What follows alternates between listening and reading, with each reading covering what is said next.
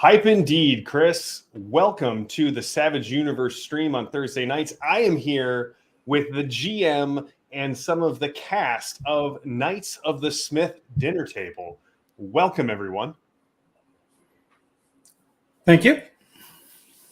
We have I've been very excited about running this stream. James and I have been talking for a while. James is doing we're going to be talking about it later tonight. So Savage Universe is a place where we hype all Savage Worlds licensees, and that includes people on the Savage Worlds media network. If you need, if you have a show, if you have an actual play, a rules review, and a podcast, if you are talking about Savage Worlds, we want to make sure that people know that you are running Savage Worlds and talking about our games.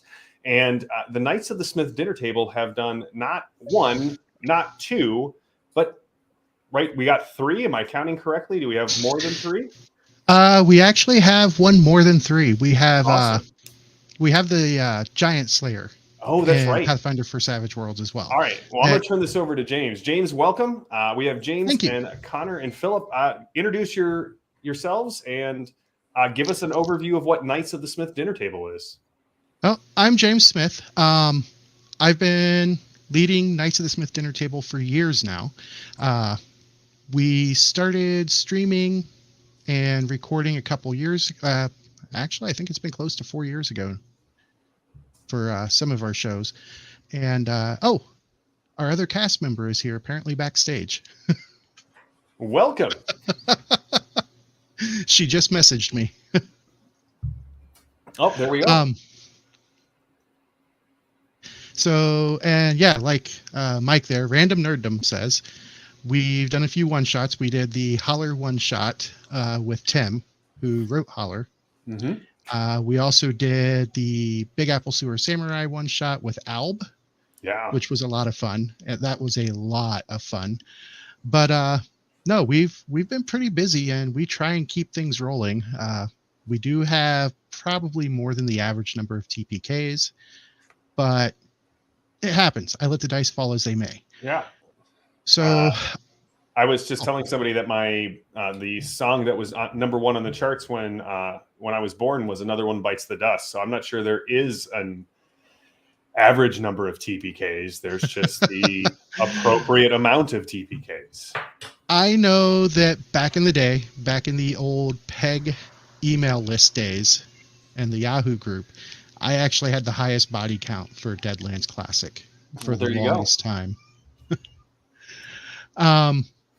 No, but I'll do a quick round of introductions. There in between JM and I, we have Philip, who is one of the new cast members with the Knights, and he was the GM for Savage Tales of Eberron. Philip? Yeah, really excited to be here. I'm glad to be part of this group, playing a game. As a rather forever DM, I don't get to play very often, so very excited about that opportunity. And I haven't been playing Savage Worlds as long as James has. I got introduced to it in Suede through Christian Serrano and Manifest Zone Podcast Zone. Switched my Eberron games over to Savage Worlds and haven't looked back. Although I've been playing back since the basic Red Box edition. It's kind of when I got introduced. Yeah, me too. And Christian did such a great job with Savage Eberron. That's amazing. But yeah, I listened to him, and particularly in the early days of the Manifest podcast, on him and Scott talking about Savage Worlds. There was just something about it that was just kind of like, ooh, that sounds really interesting. And I can neither confirm nor deny that I have a problem with Kickstarter. And when Suede came out on the Kickstarter, I was in, and I've been in. So awesome.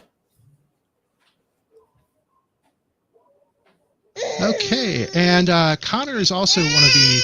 I apologize, she is not happy. Connor's also one of the new players. All right, Connor. Hi, everybody. I'm Connor. I am new. This is not my first streaming game, but it is my second. So hopefully this one goes longer than the last one did. So I'm Connor. I'm a longtime gamer myself. I've been a huge fan of Deadlands and Savage Worlds since the Deadlands Classic period. I never got to play that game because I was like 14 and just had a bunch of books and nobody to play with. I finally got to actually play Savage Worlds in Explorer Edition, actually. Oh yeah. Yeah, that's the first time I got to play a couple of Deadlands one shots. But it was actually Savage Rifts that really brought me back to Savage Worlds Mhm. because I am a huge Palladium fan and always have been. But that rule system is impenetrable. So, like, it's impossible to find anyone who wants to play that. But Savage Rifts, like, I got to play that. I backed that Kickstarter. I also have a Kickstarter problem. I might have backed both Kickstarters for that. So, both the Explorer Edition and Adventure Edition. So, I have 2 copies of the same books. But yeah, like, I came back for I came back into Savage Worlds for Savage Rifts for the same reason. When I was in middle school, someone gave me Heroes Unlimited, and I thought it was the coolest thing that I could just make my own comic book characters, and was unaware that it was a game because I did not understand it until someone else introduced me to role playing in GURPS, and suddenly I went, "Oh, maybe that's what this thing is." it's pretty great, especially in my opinion, some of the finest like setting books ever produced for like any RPG, but especially superhero RPGs, are Heroes Unlimited books. Yeah. The City book Century Station and the Super Prison book Gramercy Station. Gramercy Island. Those are Yeah. Gramercy Island. Yeah, love those books.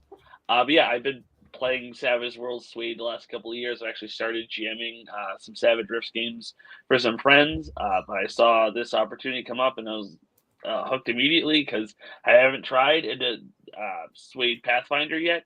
I love Pathfinder. I've run Pathfinder, but a chance to play Pathfinder, especially with the Suede rules, I was very excited for. Yeah. Awesome. And last and definitely not least of those who are with us, she is one of my newest players, Cece. Hi, everyone. Yeah, so I just recently started out. I used to play like Pathfinder like 1E and 2E way back in the day, but it had been a little while when James asked me to join in with his games.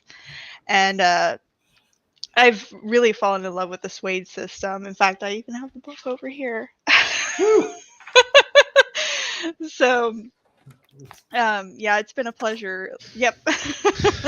So it's been a pleasure learning how to play the game and everything, and being able to make new characters again. Well, let's start. I know you guys have run some Lost Colony, you run some Deadlands, you got Tales of the Deadlands, but the one that I'm really excited about, and the one that we're going to hype because it's new, right? And Yep, coming July 3rd. You are adapting one of my favorite Pathfinder 1E adventure paths, and it's not one of the big ones that gets a lot of love, like Curse of the Crimson Throne No, and it's or Rise a of the shame. Rune Lords. It Because is. it has such an amazing story to it. So tell us about the Reign of Winter. So the idea came about because I am a huge fan of the Dimension Door podcast. And those folks over there, James Schwartz, Amanda and Zach Kreitler, and they're going to be mad at me because I'm forgetting names. Yeah, the guy who played Valdine, I can never remember his name, as well as Vasilisa. They just told thank you, Liz. Thank you. They told such a great story that I felt ended way too soon, and I won't spoil it because seriously, if you haven't heard of the Dimension Door podcast, absolutely go and listen to it. They played under first edition Pathfinder rules, but they took it a whole lot farther, and I'm hoping to do something similar and hopefully bring the same type of quality to the show that they did with theirs. And I got some support from them as well. Awesome. There may be things that interact from their dimension with the dimension that we're going to be playing in. Oh, excellent. So little bit of cross podcast happening. I've got some live, well, they're not going to be live at that point, but I've done some recording with a couple of folks for background effects as well as main scene effects. And generally, I'm just going to try and make this one of our best productions, especially since it's going to be our first full-time live production. Oh, very cool. Yeah, we've done a couple of live streams, but nothing that's repeated. So this will be the first one where every other week we'll have another 2.5 to 3 hour episode. Depends on how long we can play that night, and we'll keep going. Very cool. And I'm pretty sure that Cece's boyfriend is in the background moving her green screen there.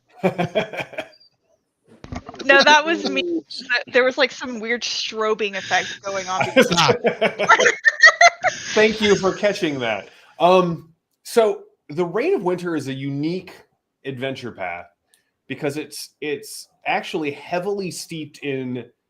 So Golarion has all of these wonderful pockets of inspired by this group of myths and legends, and the Reign of Winter is set in an area that's heavily inspired by Russian myth and legends, Baba Yaga, Koshis the Deathless. So why don't you tell us a little bit of what you can to kind of get people excited for what is going to be happening? And then do you guys have your characters made? Do you guys know what you're going to be playing? All right, then we'll go and talk about what you guys will be playing. So it starts out in Taldor, which is a country far to the south, for those of you not familiar with Golarion geography. I would say it would be an approximation about the level of Texas for climate-wise. So you can imagine that in the dead of summer, it's not cold at all. And at this little town, I can verify this. At this little town where everything starts, a pocket of winter appears in the middle of what is effectively July. And it's a raging snowstorm that hits. A noble woman goes missing, and the party is pretty much tasked with finding her and bringing her back. And then that just expands outward from there. Yeah. And you and I have talked a little bit about this. And one of the things that was interesting is, again, without spoiling, because I don't know how much your players know, but one of the interesting things about that adventure path was Paizo had to make a lot of new rules and rules concessions for various points in the game.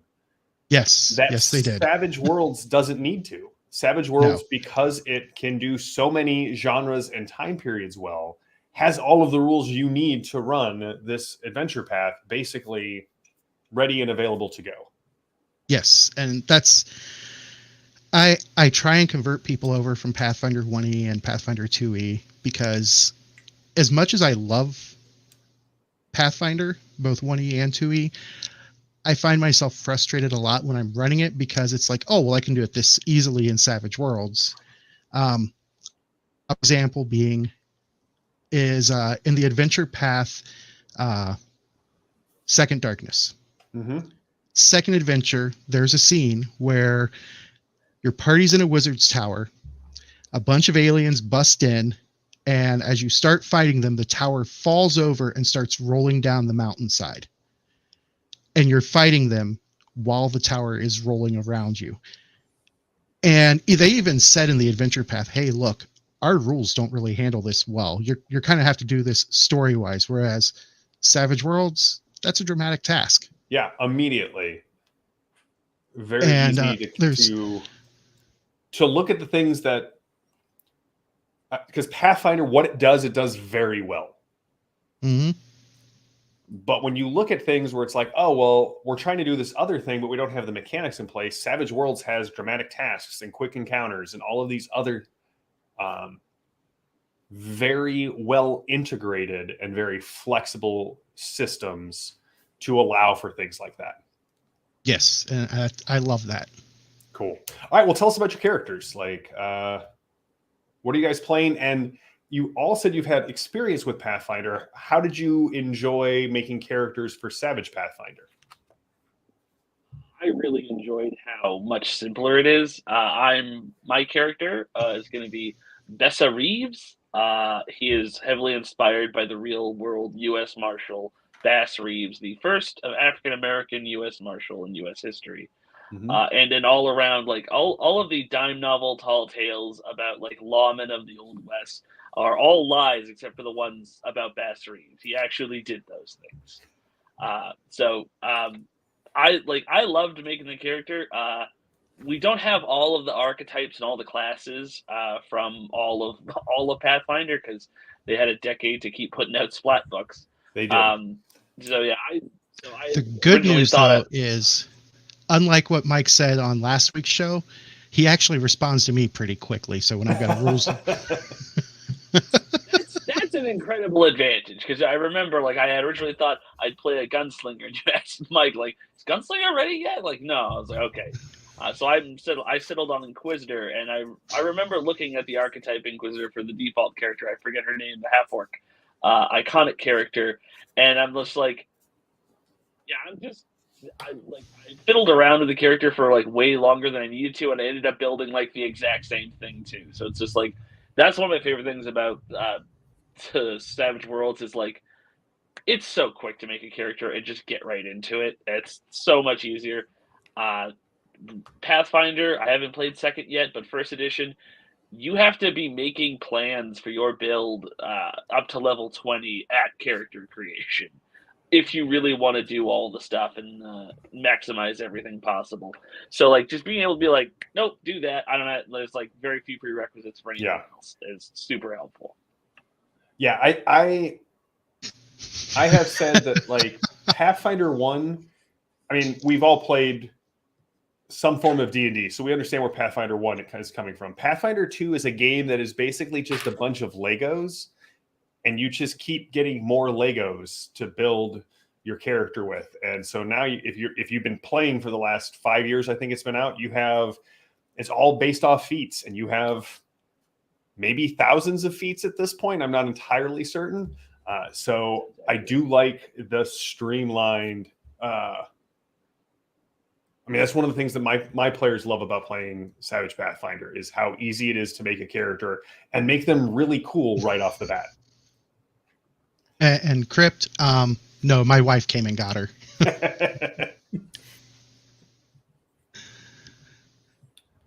All right. You want to go CC? Putting me on the spot here, huh? This is her first interview of You're any doing type. Fine. We're just having a friendly chat about Savage Worlds. Yeah. So I would have to agree that Savage Worlds is a lot simpler than 2E and 1E. So I definitely like that as well. The character that I'm going to be playing, despite my love of the Druid class, I surprisingly hadn't played it yet because I didn't want to just automatically jump on my favorite. Mm-hmm. But this time I'm just like, I gotta. So I'm deciding to play a Goblin Druid Nice. for this game. Are you going to speak in like sing-song rhyme the entire time, or? Oh, that's tempting. if you need goblin poetry, have James reach out to me. I will create some appropriately themed ones if you need them. I'm not saying you wouldn't have goblin poetry handy. I mean, goblin poetry sounds like it would be fun to write. Exactly. We be goblins, you be food. It's amazing. Mm-hmm. I would suggest though, if you decide to do a silly like goblin voice, don't do one that hurts your throat to speak. I did that for a campaign for 2 years, and I deeply regretted that. It's a bad idea. Yeah. Yeah, I'm trying to stay away from voices that will make me unable to talk the next day. I am cheating because I got an Elgato Stream Deck, and I'm working on getting the voice mod working. Oh yeah, my kobold voice. I bought the voice mod thing, but like trying to use it, I'm like, this is another thing in game I can't be running at the same time. Yeah. I'm a paramedic of 17 years. Multitasking is what I do. Yeah, that's fair. I tip my hat to this. That's fair. Philip, what are you going to be playing? I'm going to be playing a Taldorian, kind of old soldier of Taldor who loves everything. However, he's old. His fighting days are kind of behind him, and he's taken up collecting stories and songs. So I'm kind of playing I'm going to be playing. He's starting off as a bard. We'll see where he goes. It's kind of the interesting thing is Pathfinder itself has been way too crunchy, too much math for me, way too much crunchy. That's one of the reasons why I love Savage Worlds. The games I love are the ones where we really dive into the stories that are going on, and instead of trying to force the story into the mechanics, we just let the mechanics help us tell the story. Mm-hmm. So I love Savage Worlds with that. And particularly when Savage Pathfinder first came out, I was like, this is my solution for the fantasy setting with Eberron. But the thing I struggled with it was the classes, because I had come to love so much that you can just truly create any character you want without any of the old classic boxes of what characters have. So coming into this, and I still like Savage Pathfinder, but I don't use it at my table. I prefer this fantasy companion. So jumping into this, I'm kind of like, all right, what do I want to do and how do I want to play it? So I'm definitely like, even though I'm going to be a bard class, he's probably definitely not going to show up as any sort of your ideas of a classic bard. I'm still going to be holding that Savage World mentality of, what's the story you want to tell through your character? And how are you going to build them with your edges and your skills and all that kind of stuff to tell that story. And you can do anything. So my character is certainly going to focus less on the class and class abilities per se. And definitely he's going to be a lore junkie. And I love, I don't know. You may want to look hard. Characters. You may want to look hard at that seasoned bard edge that allows you to give basically free bennies to your whole party. Oh yeah, that one's I'm just throwing that out there as a tip. Oh yeah, that's and hard. You can ask CC and Mike and some of our other players. If I actually throw a tip out to my players, there's usually a pretty good reason for it. Yeah. My character's name is gonna be Tiberius Regulus. Nice. So kind of went with I believe from looking into it, Taldor seems to be kind of like talking about the kitchen sink of Pathfinder, the Galorian and stuff like that. It's kind of like towards the end and fall of the Roman Republic. So he's definitely going to be kind of leaning into holding on to the great days of what Taldor used to be and all that kind of stuff. Well, now we're just going to talk about the decline and fall of the Roman Republic. So how do you feel about the reforms that the Gracchi brought? No. So I do have a question for Cece. So Cece, you said you loved playing druids, and you've played druids in Pathfinder 1 and Pathfinder 2. Mm-hmm. One of the things we hear a lot with Savage Worlds is that your spell list is going to be way smaller in Savage Pathfinder than it is in a typical Pathfinder game. Do you think you're going to do you think you're going to enjoy that because of the spells that you have access to? Do you think that's going to take some adjustment? Maybe a little bit of adjustment, but I think I'm going to like it a little bit better because I tend to get lost in the spell list a lot. So I think helping to have like a smaller pool of things to look through will definitely be more helpful. And you can change the spells. You have all of those power modifiers that you can add to in the moment, make it do something different. That is definitely a plus right there. Very cool. So we've talked a lot about your upcoming Reign of Winter game, which we will there's going to be an article going up on Savage Universe. It's already on the calendar. You can go check it out. Follow the links to Knights of the Smith Dinner Table, their Twitch, and actually I'm just going to put this in the StreamYard right now. So if you guys have not gone there, go to their website. It's slick. It's got all of the stuff that they're doing right now. Let's talk a little Deadlands, because you have Tales of the Deadlands, and then you had the Colony of the Damned. Yes. So let's start with, are those still ongoing? Are those completed? Did everybody die? So because of changes in mine and a few of the players' lives, right now Tales from the Deadlands is currently on hiatus. However, we plan to start recording here soon and hopefully have new episodes coming out Gen Con weekend. So everybody's favorite 8-year-old murder hobo will be returning. Played by my wife Cheryl. She is the one who plays Daisy, and now that a few of those episodes are out, I can tell you basically what she's done with Daisy is take our now 4-year-old son and all of his mannerisms from the time he was a toddler until now, that's what you see in Daisy, except for the homicidal mania. Well, I mean, if you're going to You leave know. one thing out, that seems like a good thing. Yes, that he doesn't have. Yeah, that Daisy no, does. exactly. Like, if there's one thing you don't want in that mix, I would say Homicidal Yes, Mania, yes. probably. She is still coming to terms with the concept that she actually has fans. People love her character. There's Mike. Random Nerdum plays Charles, the chef in Tales from the Deadlands, or Chuck, as Daisy calls him. But no, that one is one where we're starting to really get into the backgrounds of the characters. So when we come back, they were already starting down Daisy's background and how the aunt that she was supposed to be going to when the whole thing started is now looking for her. And I'm sure that with it being Deadlands, you can imagine how nice of a person the aunt is going to be. Yeah. And that has just been an absolute joy for me to run because I have a group of players who will let me scare them.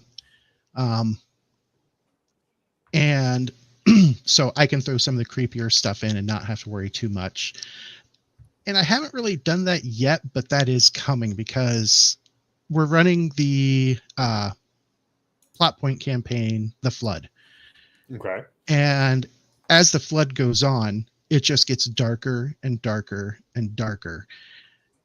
And that's what I love about anything written by the Pinnacle crew is anything run by the Pinnacle crew, they started out kind of light and friendly, and then by the end of it, your soul has been just ripped to shreds. Mm-hmm. Especially my personal favorite and friend, John Goff. Yes. Yes. Well, let's round out here with what are you most excited about for this upcoming Savage Pathfinder campaign? And this goes to everybody. Like, are you what part of Savage Worlds, what part of your characters, what part of Golarion, what are you most excited about to see in this new show? I myself am just excited because I love Golarion. I love Savage Worlds. Putting the two together was just one of the best things ever. And I still need to buy Mike another beer for that. But yeah, it fits so well because like the novels for Pathfinder and the comics for Pathfinder give a very pulp feeling to it. Mm-hmm. The Pathfinder rules, as much as I love them for a D20 system, they just do not hit the pulp that I feel that Golarion should have. And that's what I'm excited about. Yeah. So keep that question in mind. We'll come back to each of you. We had one question from the chat, and the chat has way more important questions than I do. I'm just the guy who runs the show. So John said, how, as players, let's start here. How do you guys lean into horror aspects to get properly creeped out? Is that something that you guys enjoy doing? Is that something that you've enjoyed as a player before? Like, how do you guys kind of get into that mindset of possibly being scared in a game?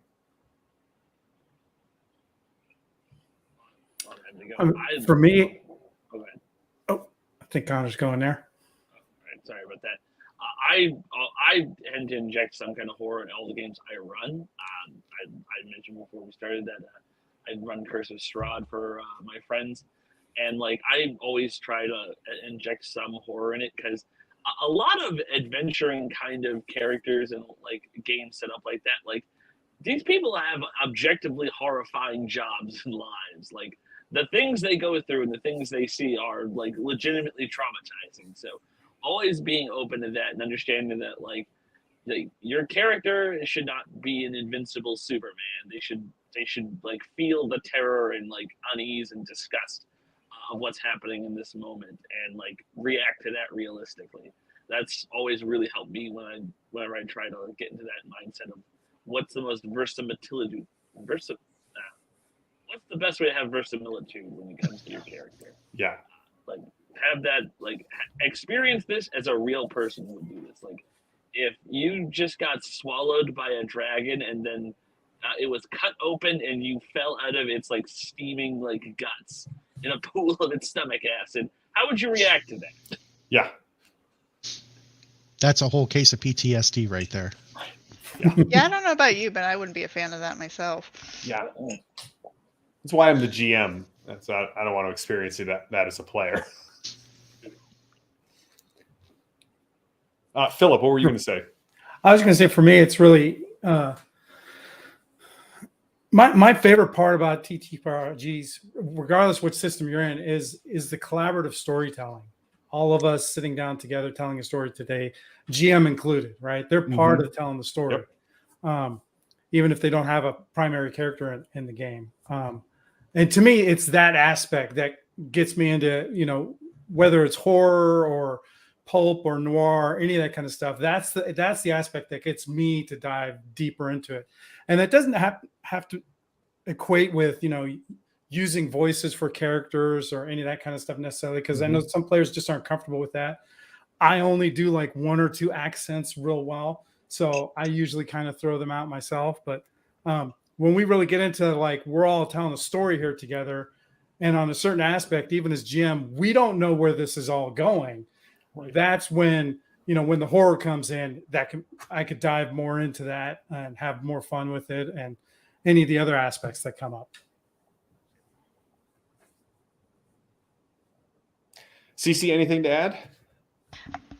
Yeah, usually I like to really, really get into the mindset of my character whenever it comes to like the horror parts of the story. It's just really fun to play, trying to think of like, what sort of crazy thing is this person thinking in this moment? Because I don't know about you, but we want to go back to the Dragon Gets thing. Like, I'd be like severely grossed out, but also just kind of traumatized. Yeah. So it's just kind of figuring out the way to play that is pretty fun as a player. Well, kicking over to Mr. Smith, what do you do to kind of ratchet up the tension? And I happen to know things you are planning to do with the Reign of Winter that I will not share because that would be telling. What are some other ways? So I really like to I'll use some examples from previous games, as well as one of my favorites that if you watch it, you just see all of the players just kind of freak out. And that was in Colony of the Damned. One of the episodes, I'm running the 310 to Goliath spell, I think it is, or something like that. And there is one of the Fallen. And they go and they check out her ship. They find that it is an absolute horror show. And for that part, I left a lot of the description out, just to let everybody's imagination take over. Because what I find scary is going to be different from what somebody else is going to find scary. It's going to be different from the next person. But if I take you right up to that point and then stop, then the imagination kicks in and everything, it gets the effect that I want. The other thing I did was, she has a line where she says, well, everybody needs a hobby.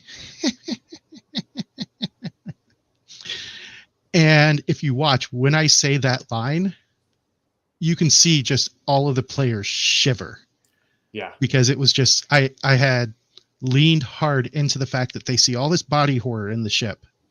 And they come back and they see the person who's responsible, and she calls it a hobby. Yep. She takes something that's perfectly normal and twists it deep into darkness. And there's going to be quite a bit of that, because Reign of Winter, while not an actual horror story, there's a lot of elements in it that can be twisted towards horror. Well, I mean, it's based off Russian fairy tales and folklore. Yes. And if you guys know anything about that, it's a much, much darker. And as a recommendation for a read to kind of get a feel for it, go and find a copy of the original Grimm's Fairy Tales. Not the updated, everybody has a happy ending. I'm talking about what they originally wrote before people rewrote it to give the happy endings. Yeah. And that's going to be the type of things that we'll see a lot of in Reign of Winter. I'm going to play them true to type, true to history, things like that. Oh, look, there's a cat. He likes attention. But yeah, the other thing I have is when I actually do lean into a description, when I really want to go for that visceral gut fear, like I said earlier, I'm a paramedic. I've seen some of these wounds, and the images are still burnt into my head. I mean, we go through a lot in emergency medicine, so I can dredge that up and I can describe exactly what I've seen before, and that can really get a visceral effect out of players. It's having a visceral effect on me, thinking back to all of the things I have seen. Yeah. Not intentional for you guys, but apparently we're just ramping up the anticipation for Reign of Winter in the players. So back to the original question, we'll jump over to Philip. Philip, what are you most looking forward to? I got all of those words in the right order. Got them in order that time. That's right. In this new Savage Pathfinder campaign. Top of the list, getting to play. And getting to play with a group that is interested in really diving into the story and telling the story. You know, I've already said a number of times, it's just my favorite part about it, about playing and everything like that. You know, and like kind of next on it, even though I'm not personally a fan of the Pathfinder as a system to play the games, I love all the adventure. I love the adventure paths. I think Paizo puts out excellent adventures. I love that Pinnacle's got this license trying to convert the stuff. I ran a 4-year campaign of converting Carrion Crown to 5e and putting it in Eberron. Savage Tales of Eberron, I was using Skulls and Shackles. I'm already looking at how I'm going to take the Crimson Throne and put it in Eberron and run that as a campaign. So, and kind of like what you talked about in the beginning, Reign of Winter is one that I have not ever looked at all. Other than knowing, it's got the Baba Yaga theme and all that kind of stuff. And I don't know anything about it. So there is just a lot of excitement. I mean, that's kind of the interesting thing as I'm creating characters. I'm used to having some sort of idea of what's coming. And it's like, here I am creating a character in like a complete vacuum, it feels like. And it's a little disconcerting for me because it's like, oh gosh, I'm not sure what to build. I'm not sure what's going to fit well and what I want to play with and everything. So I'm just really excited to find out what the whole adventure path is about and really dive into it. Awesome. I can't wait to watch it. I'm looking forward to watching it through. I haven't actually gotten to. Yeah. Anyway, it's one of my favorites. That's what I'll say. Nice. I mean, that's getting me more excited hearing how good it is. It's like, oh, yeah. Nice. Yeah. I would agree with you. I think Paizo's greatest strength is the adventures that they continually put out month after month. Yeah. I've told people it's almost like the Marvel movie quality, at least for the first 3 phases, where you had some bad ones and you had some really excellent ones, but the variance between them was not, it wasn't like they were total stinkers, right? You had some ones that, okay, some people didn't enjoy, or they felt kind of, all right, I guess. Like their quality control on their adventure paths are just insanely good. Yeah, I completely agree, especially as a DM. There's so many of them I want to run myself. But super excited to actually get into playing one. Awesome. CC, what about you? Sorry, my cat's like laying on my arm. It's okay. So I'm just kind of like interested in how this path is going to go. I haven't really heard too much about Reign of Winter other than what James has told me about it. So I'm just kind of interested in how it's going to play out. Apparently now, considering the horror aspect of it, I'm going to have to start watching horror podcasts the night before, so that way I'm proficiently like creeped out. Yeah. And I'm in the mood. But pre-game it, as it were. Yeah, pre-game it. Pre-creep it. Yeah. Pre-creep it, yeah. Pre-creep it. But yeah, so I'm really excited to play my character and everything for this game. Yeah. Awesome. All right, Connor, wrap us up here. What are you looking forward to? A little about Reign of Winter. I reiterate everyone else said about how good the APs are. I've been a huge fan of Paizo since the company was founded. When they started, when they took over and did Dragon and Dungeon magazine for a couple of years, I was a huge fan of those magazines my entire life. I still am. I own every issue that they printed for third edition. But I have in my visits to my friendly local gaming store seen the cover and title of Book 5 of this adventure path and read the back of it, which is the one thing I know about it. And I'm not going to step on James's toes. If you know, then you know. Yeah. I can Yep, just say if it's you know, the you most know. insane title I have ever read for an adventure, and it's the greatest prompt I have ever read. And Don't if look you at do- it because it will ruin it. No, I don't want to know anything else. Yeah. But if anyone was curious why I'm playing a gunslinging inquisitor, that's why. Awesome. I can't wait for book 5. Very cool. If you don't know about it, don't look it up. Let it be a surprise. Yeah, tune in at the beginning of July for the Reign of Winter Savage Pathfinder actual play coming from Knights of the Smith Dinner Table. Thank you all for joining us here on the Savage Universe podcast. Thank you for having us. Yeah, thanks for having us. Oh, Yeah, thank you. It's seriously my pleasure. I love getting to talk about Savage Worlds, and I love getting to talk about Reign of Winter. So this was basically a no-brainer for me. Tune in tomorrow on all of the PEG channels because during office hours, instead of being the interviewer, Christopher Landauer will be the interviewee, and I will be picking apart his life live on stream and sharing all Not of the gonna lie, juiciest bits with you. That's kind of terrifying. Yeah. He doesn't know what he volunteered me for. Talk And about then- horror. And his soul. That's right. And then next week, I will be interviewing some of the guys from Tabletop Tango and possibly coming up with a Savage World quiz. Turnabout is fair play, Chris, if you are watching. So until, John, he's not just going to talk to himself for an hour, although I would still tune in for that because I love Landauer. So Landauer's All a right. great guy. he is.